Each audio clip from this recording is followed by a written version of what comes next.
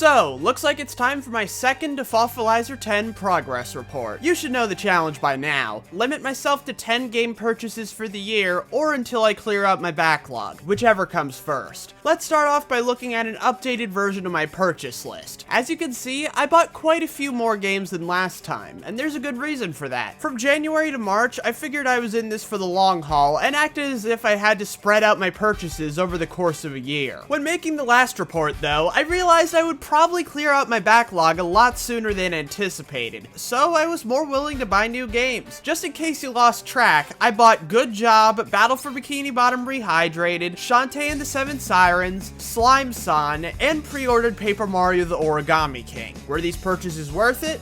You already know what I'm gonna say. Time to go through all the games I cleared since last time. Starting at the end of March, there was a game I played while the last video was being made, so it didn't make it in. Honeycam Studio. Not sure why I got this one. I guess I thought it'd be funny, but really, it just wasn't fun. I dropped it almost immediately. Starting off April, we have NAIRI and the Tower of Shirin. This game had beautiful artwork, and the characters were charming enough. Unfortunately, that's about where it ends for me. It's a first-person point-and-click game, and while it was fine at first, the puzzles eventually got too annoying for me, so I dropped it. Break the Game is a bit of a mixed bag for me. The game's art style looks cool and can create some pretty good atmosphere. The gameplay is fun, but not anything special. The only character I found memorable was a guy literally named Well, and the ending, while making perfect sense in context, is a real downer that left a bad taste in my mouth. It's the kind of game I'd recommend, but only when it's on sale for dirt cheap.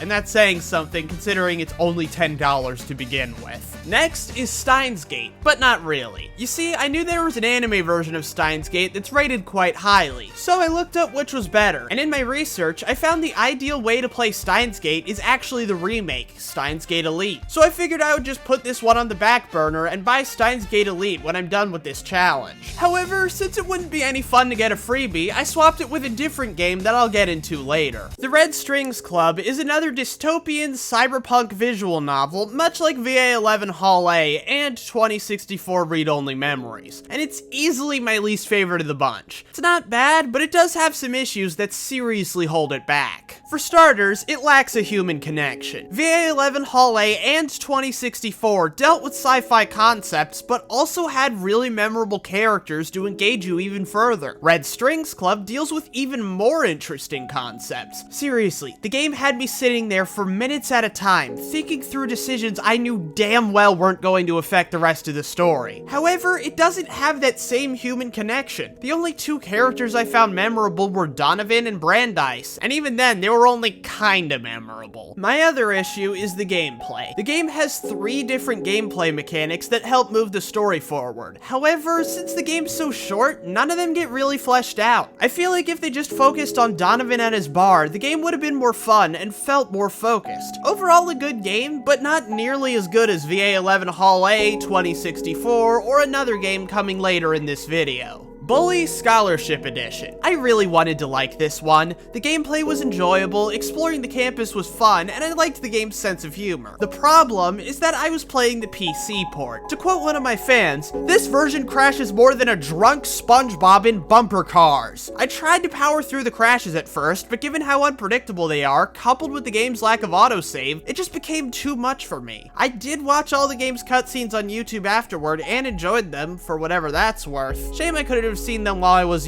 actually playing the game. Kelvin and the Infamous Machine, the first traditional point-and-click game in this video. Like I hinted at last time, this is going to be a running issue here. I used to love point-and-click adventures, which is why my backlog is full of them, but I don't really like them anymore, so I'm dropping them pretty quickly. The most notable thing about Kelvin and the Infamous Machine is that it tries to be like LucasArts, but doesn't quite get there. I stopped pretty quickly, so maybe it gets better, but I still doubt I would have liked it. LEGO Worlds. Oh look, another type of game I used to love, so I stocked up on it, then started to hate, so I never played it. Yeah, I don't really like the LEGO games anymore, and combining that with a sandbox game, a genre that doesn't really click with me, this one never stood a chance. Toward the end of April, I got an itch. I wanted to buy a new game, and not just any game, but a small game that it wouldn't make sense to waste a slot on, and Good Job fit the bill perfectly. I really liked the art style, giving the feel of those little cartoons in Portal, and that's about it. The gameplay was just okay, and I got stuck on that mission where you have to clean out the lazy river. It took forever, and I still wasn't able to get the last pool toy out. I could go back to it, but given how little the game offered me, I don't see why I would. Headlander. Man, it's been a while since I played a new Double Fine game. It's a Metroidvania with a cool 70s sci-fi feel to it and fun, unique gameplay mechanics. You see, you control a flying head, and you can latch yourself onto various machines to control them. It's weird but fun, just like a lot of Double Fine stuff. The story feels like a means to an end more than anything, but that's okay. My only problem with the game is that the final area kinda sucks, so I didn't really bother finishing it. Ace Attorney Trials and Tribulations. Not much to say about this one. It's like Justice for All, but better. Every case in the game feels special, and well, you already know how I feel about the finale. When this whole challenge is done, I really gotta replay the original just to refresh myself on the cases in that one, and actually finish Rise from the Ashes. Starting out May, we have the game that I switched with Steins Gate, Enter the Gungeon. You see, I bought this one a long time ago and couldn't get into it. Tried it again a while later and still couldn't get into it. So I decided to give it another chance, and lo and behold, I couldn't get into it. I should probably have a 3 strikes rule for this sort of thing. If I try a game 3 times and it doesn't work, it's just not gonna happen. For the record, this isn't the only game in my backlog that I had played before and was giving a second chance. Hollow Knight was the same way. Also, just to clarify my comments from last time, I wasn't talking about when you first meet the Mantis Lords. I had already cleared the City of Tears and Crystal Peak and was beating them to get into Deep Nest because I couldn't find a way into the Royal Waterways. So yeah, I was about halfway done, and yeah, the only reason I'm on this tangent is to prove I'm not an idiot when it comes to Hollow Knight. Poi is a game that's a lot better than it looks. It looks super cheap, but honestly, I think that's just because it's harder to make 3D models look professional on a budget than it is for 2D sprites. The game's a small, fun 3D platformer with 4 main areas that have a Super Mario 64-esque feel to them, in addition to a lot of fun bonus content in the hub world. My only issue is that the bosses are legitimately terrible, but given the way the game's structured, you don't even need to fight them, so it's all good. Sam and Max hit the road. Oh boy, if I wasn't cool with modern day point and click adventures, imagine how I feel about a straight port of one from the 90s and all the little archaic annoyances that come along with it. Yeah, it is considered a classic, and yeah, it is Sam and Max, but I knew almost immediately I wasn't going to be into this one, so I dropped it.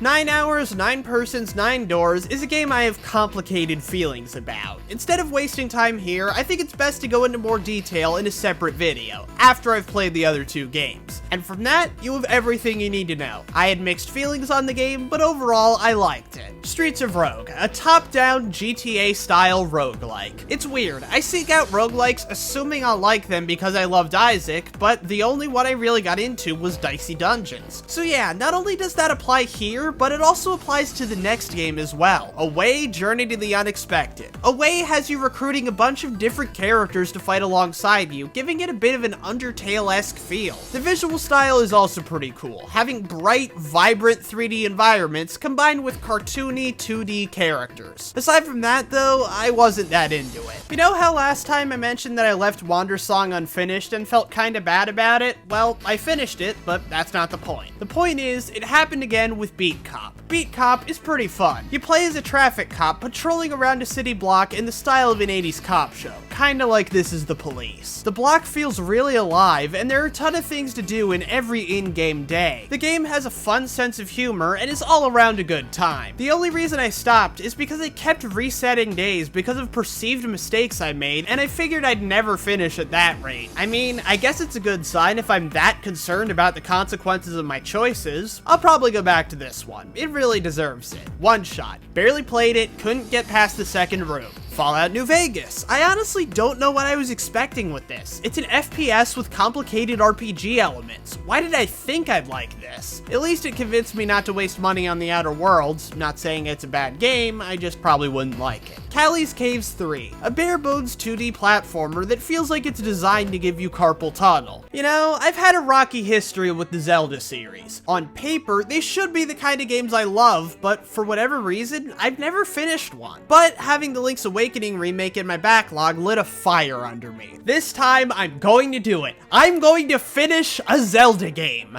and then I didn't finish it. Mainly because of two things. One, it's tough to figure out how to move the story along during certain points in the overworld, which is what stopped me in my tracks with most Zelda games. The other thing was the way that some of the puzzles were. It's not that they were hard, it's that they felt cheap. There were so many moments where after looking up the answer, I said to myself, how the hell was I supposed to figure that out? Things like having to push a type of block that's only sometimes pushable really dampened the experience, and I quit as soon as I was done with the third dungeon. Detective Grimoire has been sitting in my backlog longer than just about every other game in this challenge. It's a short, fun mystery game. The animations are nice and fluid, the characters are memorable, and there's a lot of fun mini-games that really make you think about the mystery. I guess you could count this as a point-and-click game the same way 2064 counts as a point-and-click game, but it's different enough from the typical formula for me to like it. The best part about waiting this long to play is that there's already a sequel. Looks like I have something to look forward to when this challenge is done. Between May and June was Shantae and the Seven Sirens. Oh boy, did this one hurt. Let me be clear, Seven Sirens isn't a bad game. It's just a really mediocre one. The game's way too easy, except for a timed segment that's way too hard. The transformations are underwhelming and feel like a failed compromise between the powers in Half Genie Hero and the items in Pirate's Curse. Most of the areas look too samey, the story is super underwhelming, the visuals honestly feel like a downgrade from Half Genie Hero, and the only really memorable moments in the game were the ones with Squid Baron. That and the cinematics, obviously. Like I said, it's not a bad game, but I went in expecting the definitive Shantae experience, and instead, I got the weakest Shantae game I've finished. Seriously, from that intro and the premise of meeting other Half Genies, it seemed like this was going to be a big, epic adventure with lots of character moments and a ton of cool powers, essentially combining the best elements of Pirate's Curse and Half Genie Hero. Instead, it felt like the most by-the-numbers Shantae game yet, and made me briefly question if the other games were really that good to begin with. Next is Bear With Me. Oh boy, we got a point-and-click game, a genre I hate, making fun of film noir, a genre I can't stand even when it's being parodied. So yeah, this game was doomed from the start. Gurumin, a monstrous adventure, is a weird one. It's a re-release of a mid-2000s Japan-only RPG, and I bought it during the last Christmas sale. You know, back when I had nearly sworn off of RPGs. Why did I buy it? I still don't know. Is it good?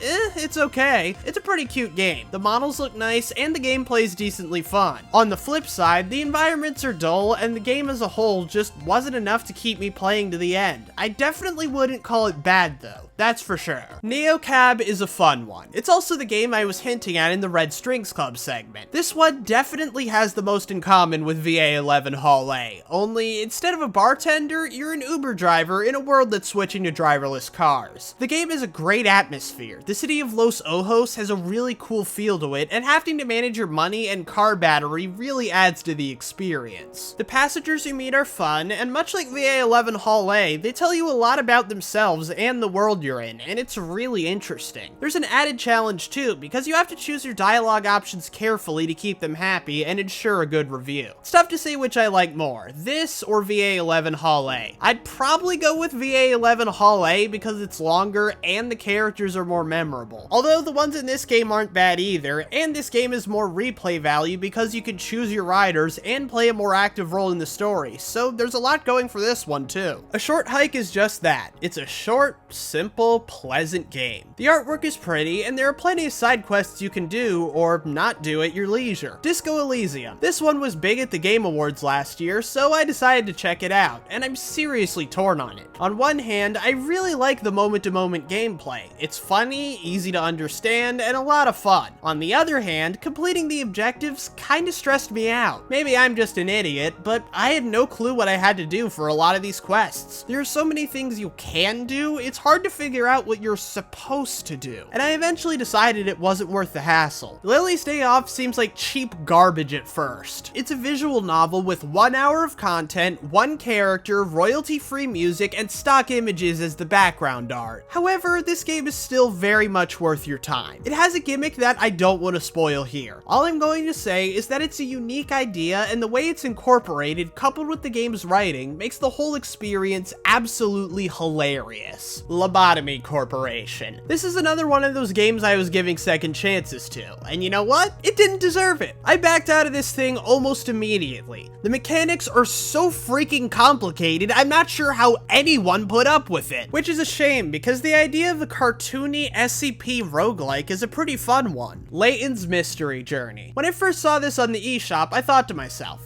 I played Diabolical Box back on the DS and never finished it. This reboot looks like a great opportunity to get back into the series. Then I played it, waded through a bunch of uninteresting cutscenes, used up multiple hint coins on the first puzzle, and remembered why I don't play these games anymore. Full Throttle Remastered. You know what I'm gonna say at this point, don't you? I will say though, I did get more enjoyment out of this one than the other point-and-click games I turned away, but that's not saying much. Life is Strange. I'm pretty sure this is the game that spent the longest in my backlog. I remember getting it in one of my first Steam sales. How did I like it? Well, aside from the graphics aging more than I expected, I spent a lot of time worrying about the consequences of my decisions, then about an hour in, realized that if this were a movie, I would have stopped watching by this point. And since this game is just a movie with choices, why should I offer an extra courtesy? For the record, I'm not saying the story is bad, it's just not for me. Getting back to the good stuff, we have Dream Daddy. I'm not really one for dating simulators, but I've been meaning to play this one ever since I briefly saw Markiplier play it. The game has a similar feel to Bob's Burgers of all things. Some of the jokes are laugh out loud funny, but a lot of them just create a warm and inviting feel. The game does a great job of fleshing out the various dads and making you really care about what happens to them. I wasn't the biggest fan of how you could accidentally screw yourself out of Robert's route without even realizing it, but other than that, I really liked this game. Skylar and Pluck's Adventure on Clover Island. This was a really 3D platformer. The only thing that stood out to me was the villain, CRT. He sounds like a frat bro who doesn't give a crap about what's going on, and honestly, that's kinda hilarious, especially compared to how neurotic your partner is. Firewatch is a game.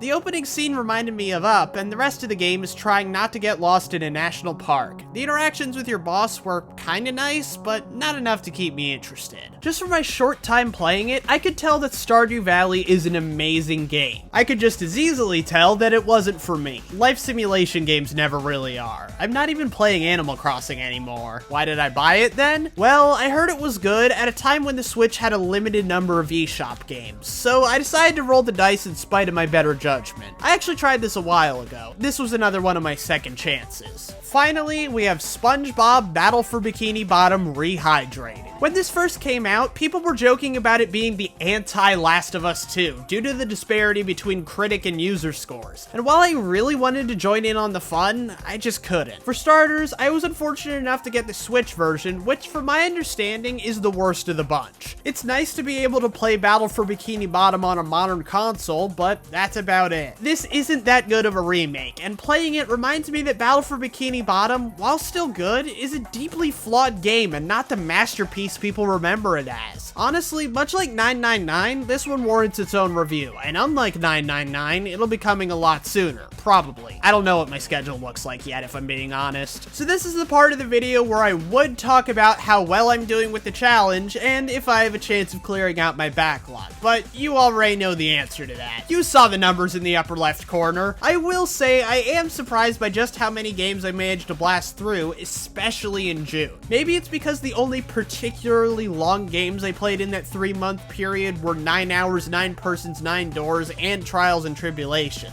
Yeah, in case you haven't been keeping track, I haven't finished a single game in that SpongeBob meme for one reason or another. Also, I only have 6 games left in my backlog. Now, you may be wondering what I'm going to do for the final progress report, since 6 games won't exactly take up much time. All I can say is, don't worry about it. I've got one hell of a surprise for the final report. I think you guys are really gonna like it. I am Dafawfulizer, and the finish line is within reach.